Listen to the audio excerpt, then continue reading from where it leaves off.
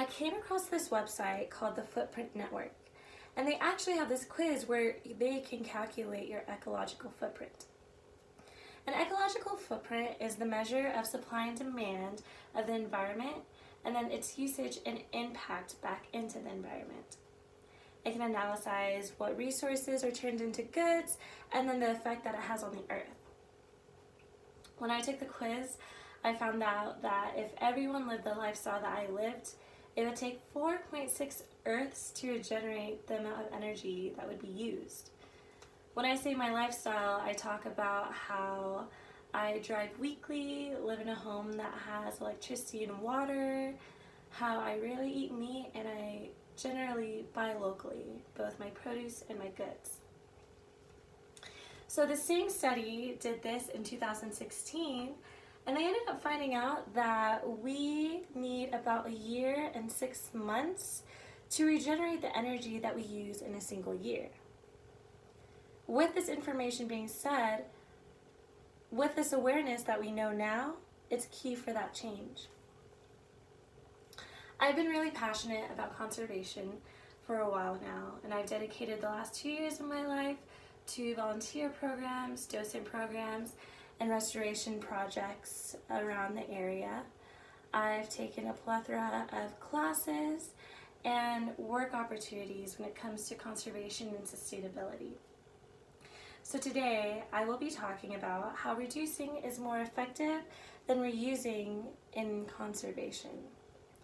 The 3 points that I will be mentioning is 1, discuss the major problem in conservation today, 2, the benefit of reusing, and 3, the benefit of reducing. So first and foremost, we must identify the problem at hand today. Pollution is a major problem in conservation. Human impact is the cause of the increase of climate change.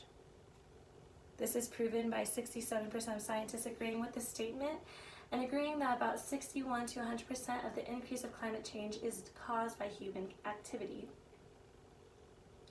Another way to prove this is looking at America's waste and usage. So America generates a lot of waste. Although America is about 5% of the world's population, they contribute to about 24% of the world energy usage. The average American generates about 4.3 pounds of waste per day, and that's a 1.6 increase, or 1.6 pound increase since 1960. So with this increase of our major issue of pollution and also of our waste, there was a demand to minimize this pollution. This is where reusing comes in. Reusing is really beneficial for conservation because reusing attempts to minimize waste and pollution through limiting the need of new raw materials from the earth. Reusing is an opportunity to give an already existing item a second life, or even third life. A good example of this are egg cartons. You can either get it from your local farm or from your local grocery store. And because they're made of this carbon, they're able to be used to start seedlings for plants. When you do this, you're able to let it biodegrade back into the earth and cut out the middleman of a waste facility completely.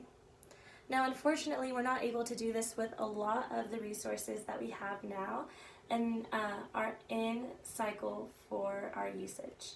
There's things like aerosol containers, which cannot completely be recycled, and also a various other amount of resources that just aren't natural of the earth and man-made.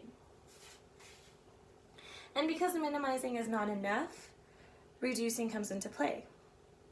Reducing is beneficial for conservation. Reducing does this by achieving mitigation for waste and pollution. It eradicates the contribution to 100% compared to reusing, where reusing only works in some occasions, as well as not having a complete complete disregard to the need of new resources. Reducing eliminates the steps of consumption that are usually overlooked. When we consume things, we usually think of its usage, and the disposal of it in short term. In reality, there are 4 steps to consumption. First one is obtaining the raw material. Second is processing that raw material into processed material, or as well contributing and adding raw material with processed material. Third is the usage, and with usage comes with the transportation of a material to the consumer. And lastly, the disposal, which goes beyond throwing our trash away in like a trash can or a recycling bin, but the way that things are disposed of through either waste facilities or just being burned, which then contribute to our greenhouse gases. When we reduce, it prevents the need of raw and processed materials, and also less waste is managed. So in conclusion, pollution is a major challenge that is faced. Reusing is a great way to minimize, but reducing can eradicate the need of our consumption. So reducing is more effective than reusing in conservation. And with our current culture of consumption, it's very unsustainable now and for the near future. We must mitigate as soon as possible and think twice before we use. Thank you.